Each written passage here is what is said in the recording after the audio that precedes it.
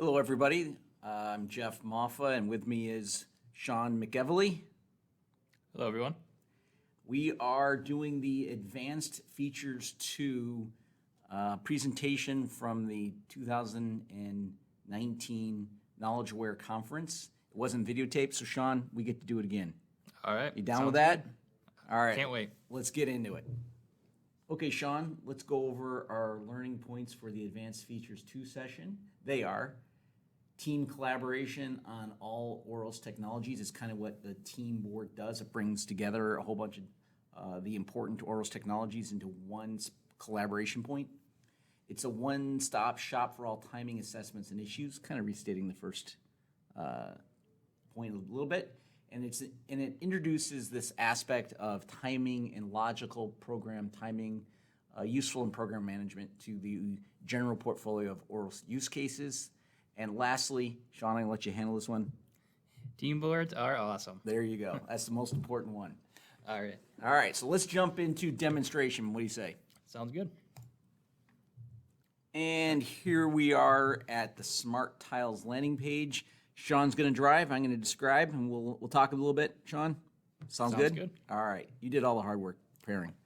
Okay, so from Smart Tiles, to introduce this concept of team boards, we're first going to look at what we call a portfolio view. So Sean, if you don't mind, let's go to the team boards tile and look at the portfolio view. And here we see a series of projects currently ungrouped and cards. Sean, do you mind just grabbing one of these cards so you can just kind of see it's kind of a card that we can move around? And at this point, we need to introduce the concept of a Kanban board. Now, lots of people will be familiar with what a Kanban board is, but if you're not, the Kanban board was introduced in lean engineering. The idea is that each card on the board represents a unit of work or a project in this particular case, and the cards are summaries of that work, and they can be moved around and organized differently. So, Sean, let's look at some different organizations of this particular Kanban board.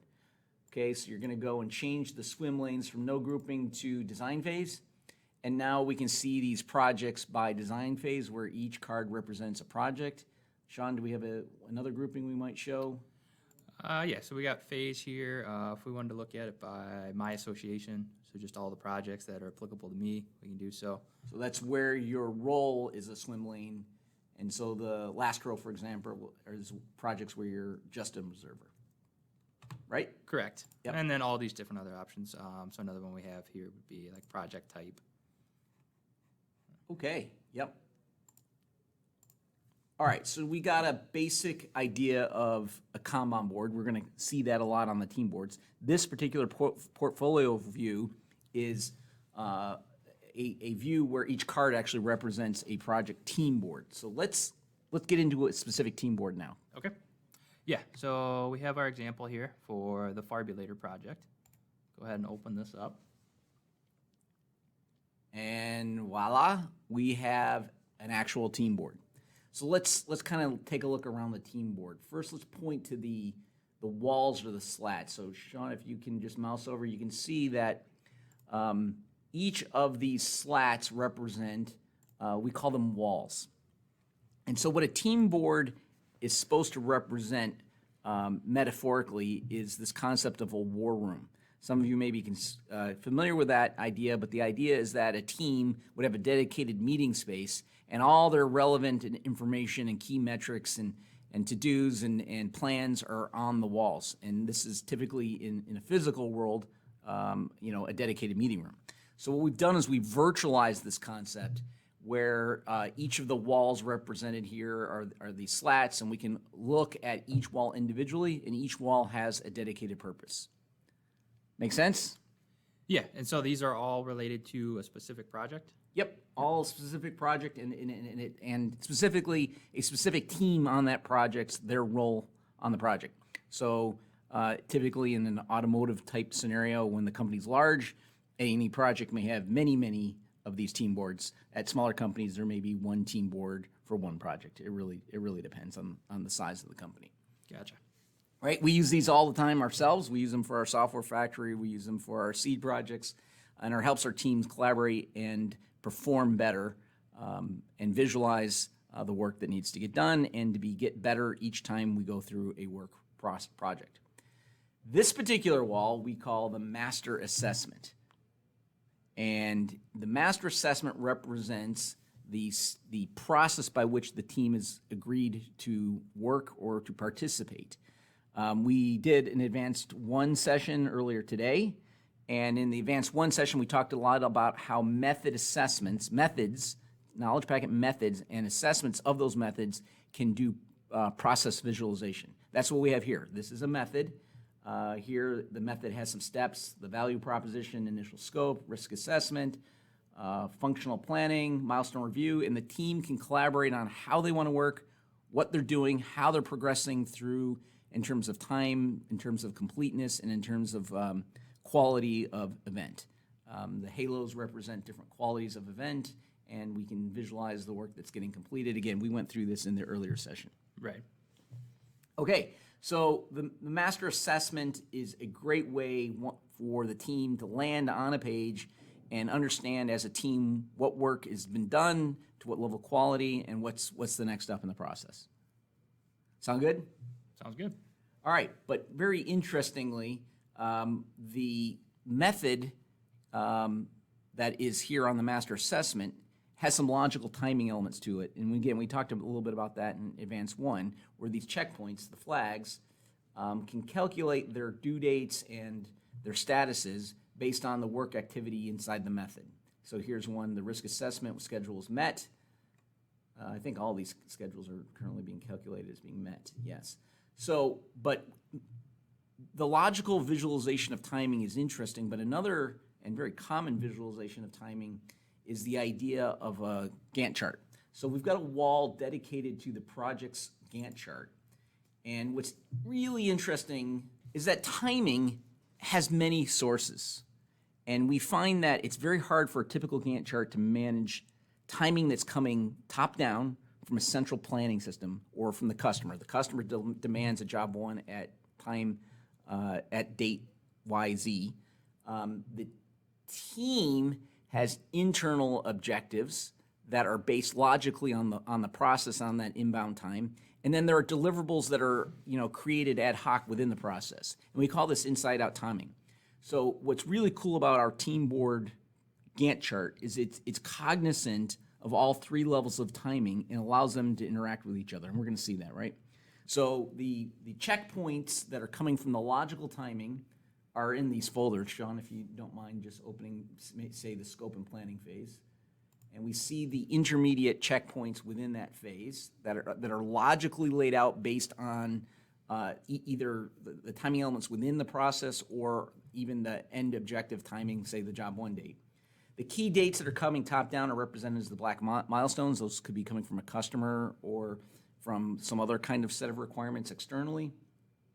And we're going to show you the ad hoc deliverables here to be visualized on the calendar as well. So you've got the master assessment checkpoints being visualized or calendarized here in this really cool kind of Gantt chart that is interactive and not just a top-down placement of timing elements. So basically what you're saying is, rather than someone manually maintaining this Gantt chart, from this master assessment, we're actually collecting all of the timing, and that's feeding into the Gantt chart. Right, and making date adjustments. And instead of copying a file, a generic plan file that's typically done, and then, what version of the plan did you guys use? And that we started a new project, but we checked out the wrong version of the plan. Now the strength of a knowledge packet and its ability to model the plan, not just have a listing of dates, allows us to be interactive and adjust and propagate the change, the logical change to the plan to teams in real time. And that's just not, you just can't do that by checking out a template file from Excel or from Microsoft Project Plan. It doesn't work, let alone the ability to interact with the timing and completion of other events, automatically updating the plan here. And we're tracking the time, and we get the data analytics about who's completed what and when, and it's that kind of tracking is hard to do, at least in Microsoft Project. It's very hard to do, if not impossible. So Sean, why don't we visit now some other walls? Yep, so why don't we head over to the assessments wall. All right, so the assessments wall is a Kanban board. We're talking about Kanban boards where each card represents a different assessment. A given project or a team can have many different kinds of assessments. They may have a DVP&R assessment. They may have an FMEA assessment. They may have a risk management assessment. They may have a requirements assessment. And we need to be able to visualize that work as it gets done. And the pie charts at least show us the level of conformance in the quantity of work that's been completed in any one of those activities. These assessments then are also can be visualized in the logical model of the process, the master assessment, the method as well. But if you just want to see the assessment work, we can come to this Kanban board. And as any Kanban board, we can do things like drag and drop to change status. We talked about this before. So Sean's doing that. There we go. So just by dragging and drop, we change the status, and it checks all the requirements for permissions and everything. And we can do the same things that we did before, like changing swim lanes. But here I think we want to demonstrate filtering maybe. So if we do a string filter maybe on verification. And so these are our two assessments. We have two verification assessments out there, none of which have much complete in them, right? Got 25 requirements to verify in one assessment and 21 in the other. Just the idea is that these Kanban boards are very powerful in being able to visualize the work in different dimensions. Timing dimensions, completeness dimensions, function dimensions, and so forth. Okay, let's move on to the issues wall. Very much a similar kind of idea. It's another Kanban board with all those really cool features. Let's take a look at a different feature though. Let's go ahead and look at maybe going to the short card view, kind of give a summary, right? And we can change swim lanes if we want to. Can we just change the swim lanes to issue type? Group it by issue type, yep. There we go. And we've got a different visualization of the swim lanes. And again, the Kanban board is a powerful way to visualize the work that needs to get done and collaborate with teams. Okay, so, as we've seen, there's a lot of interaction between these walls, right, Sean? Right. Yeah, so we could make the checkpoints from the master method show up in the Gantt chart. Let's go back to the tall cards, and let's take one of these issues and put them as a deliverable into our Gantt chart. So let's go ahead and click on the calendar icon. Let's go ahead and click on the calendar icon and make one of these issues a deliverable that now has a date that's visualizable inside of the Gantt chart. So let's go ahead and pick a due date for this guy. Okay, save it. Now let's go over to the Gantt chart and visualize the deliverable. You put it into the phase 1. So if you open up phase 1, there's our issue that we just created. And now we can visualize its deliverable within the phase. So it's a really good way now that's the third way that we visualize the dates. We got the logical timing that's derived based on the team's plan. We have the top-down timing coming from the external system or the project milestones. And now we have the ad hoc deliverables being added to the Gantt chart. And they're added into the Gantt chart without us going to a separate file and inserting them, right? There's a very robust link between the two so that as one gets completed, it gets completed in the other view. So, Sean, let's go back and let's look to the issues wall. And let's look at another wall-to-wall interaction by opening up an issue. And let's work with its task list. So every issue can have one or more named task lists. And this particular issue has a task list called engineering task list. And Sean, why don't we create a new task inside this issue? And let's go ahead and give it a name. And then assign it out. So while you're typing it out, I'll explain to the people listening that the task is a very lightweight object in the Auros system versus an issue which comes with more features. We really want the task list to be very simple to track the lowest level work without having to require a person to go off and manage the task list in Excel. And we've been extremely successful in doing that. So now that we've got a task, it's tracked on an issue where it belongs, where there's a big unit of work. These are smaller units of work that need to get done against the issue. But if we want to aggregate just tasks, we can now, if we close out this issue. So now let's go to the task wall. And if you sort by, let's take off the completed ones.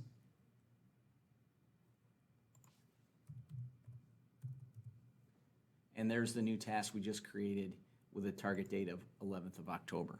Sean, if you want to go ahead and complete that task so it doesn't stay in my task list.